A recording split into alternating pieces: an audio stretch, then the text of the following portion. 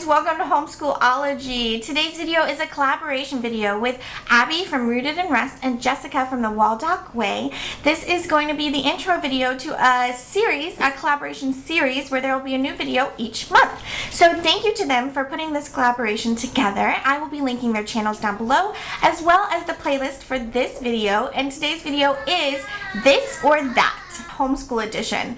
What would we prefer? What would we choose out of the two? And we have to choose one. So some of these have been a little hard for me to make a choice, but I am excited to share them with you.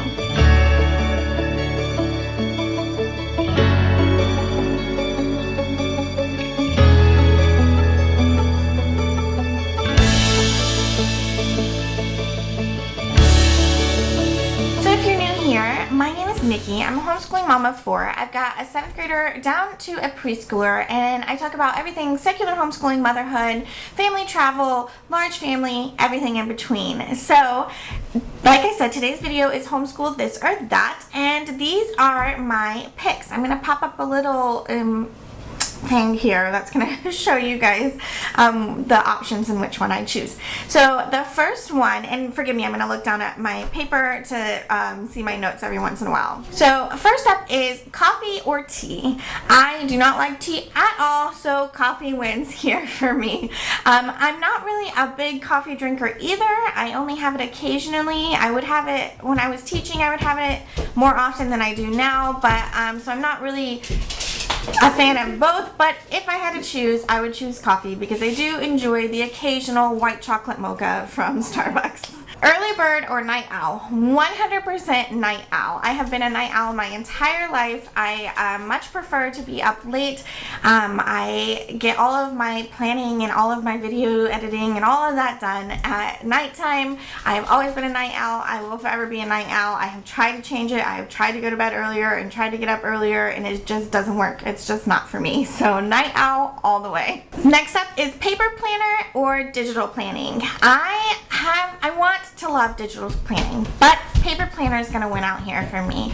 It tends to be just the best thing for me. I don't do a lot of like pre-planning. For me personally, like in my personal life, I just do a to-do list. That's been the best method for me. Just a checklist of things that I need to get accomplished.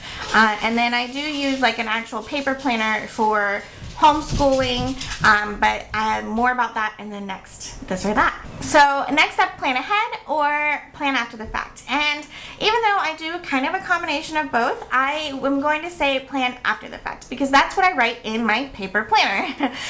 We write down each day what we did, what we accomplished in our paper planner, and that's what we keep for our records. I have a video here about how we do our portfolio review, or our portfolio keeping, record keeping, and that's what I keep for that. But I do have a couple of things that I do for pre-planning. Like I use a post-it note system for my younger kiddos, just kind of jotting down what I hope to accomplish. And then my daughter has a sheet that I write in her weekly things, and then she can get them done on her own timetable. I've shared about that here in a planning video. And I'll link all these videos down below just in case I run out of cards. I accidentally missed this one when I was filming. One method or eclectic. We are definitely eclectic. We use a mix of secular Charlotte Mason, student-led learning, and traditional methods as well. Homeschool hoarder or homeschool minimalist? As you can see from behind me, I definitely border more on that hoarder side. I tend to like to hold on to things that I think will be useful in the future. So I do hold on to things until I'm sure that none of my other kiddos are going to want to use them. So I am a bit of a homeschool hoarder, but I have limited my space to what you see behind me, and then I have some books in storage, and I have limited space there as well. So I'm doing the best I can, but definitely not a minimalist. So next up is crayons or markers, and I know we're supposed to choose one, but I just couldn't in this case because I really don't like either one of them. I am a colored pencil girl all the way, so I am putting colored pencils here for this option. Next up is whiteboard or chalkboard, and 100% it is whiteboard all the way. As much as I love the nostalgia of a chalkboard, and I think they're beautiful. I don't enjoy writing on one. I don't enjoy that sound that chalk can make. I don't enjoy the dust that goes everywhere. So I am a whiteboard person all the way. So games or puzzles?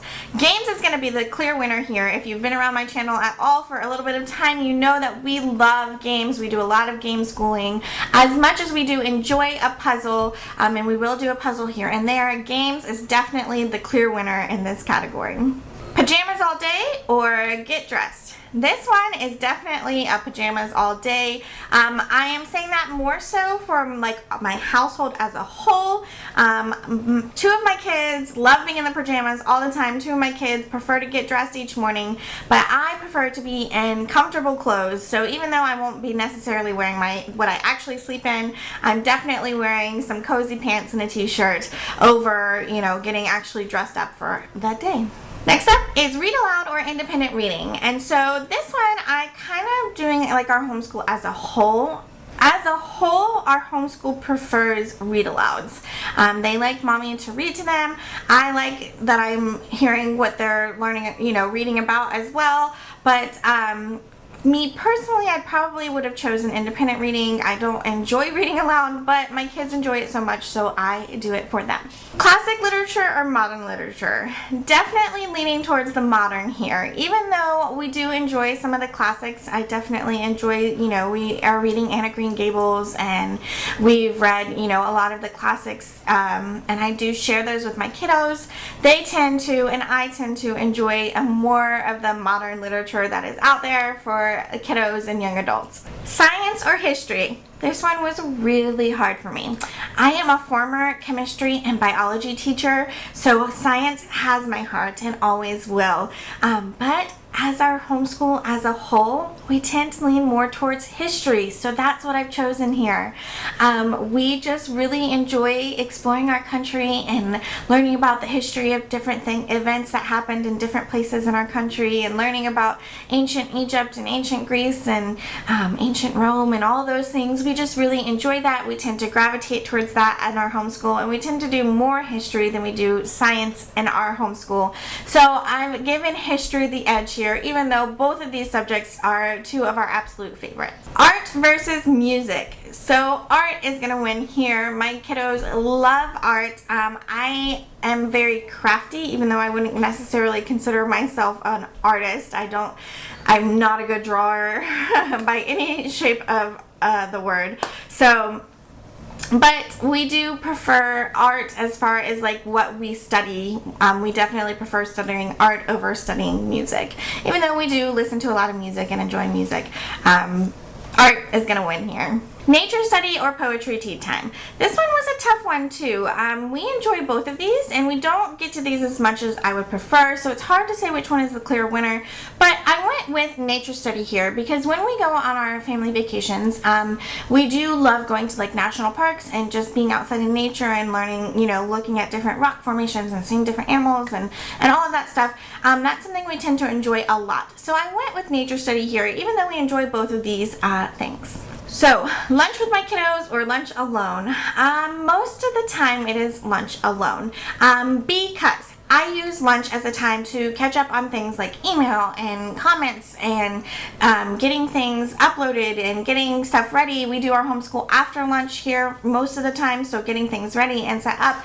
My lunchtime is more of like a prep time while they are occupied and busy, and I have a chance to hear myself think and get things done. But that's not to say that I don't often sit down with them and just chat with them over lunch as well. Next up is school at the table or school all over the house.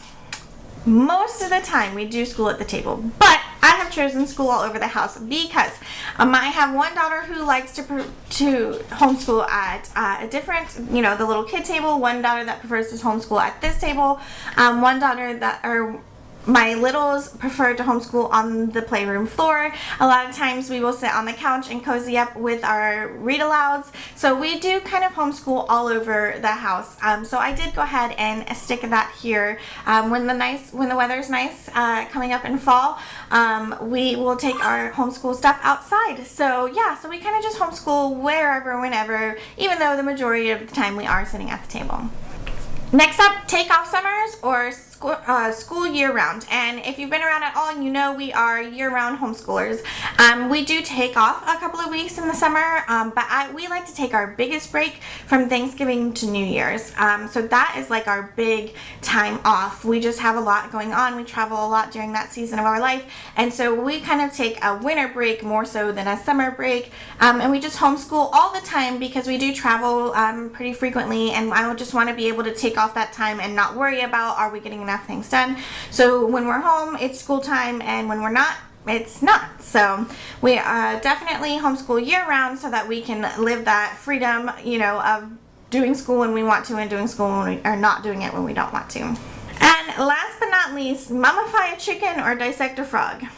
I'm gonna go with like neither one of these are really something that I would want to do. I don't mind handling raw chicken, but I don't know that I would want to mummify it. So I've gone with dissect a frog here, even though I can't stand frogs. I hate them. The little one, even the tiny ones, freak me out. But I did it in high school, so I figured, you know, since I've already done it, that was the one that I would choose. But yeah, both of these, totally gross.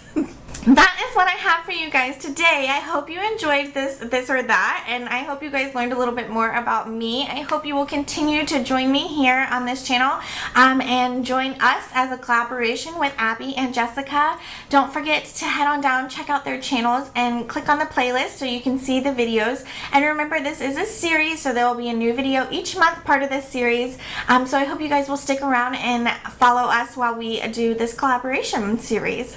I would love to hear what you guys would choose for some of these options. So if you want to head on down to the comments and let me know, I'd love to hear your thoughts on what you would choose for this or that, especially those challenging ones. Which one, if you had to choose one, which one would you go with? So I hope you will, while you're down there making comments, I hope you will subscribe to this channel, ring that notification bell, and give this video a thumbs up. It really does help us to know what you guys like so we can keep bringing you that type of content. So that is all I have for you guys today. I hope you will come back and chat with me again soon, and I will talk to you guys later. Bye.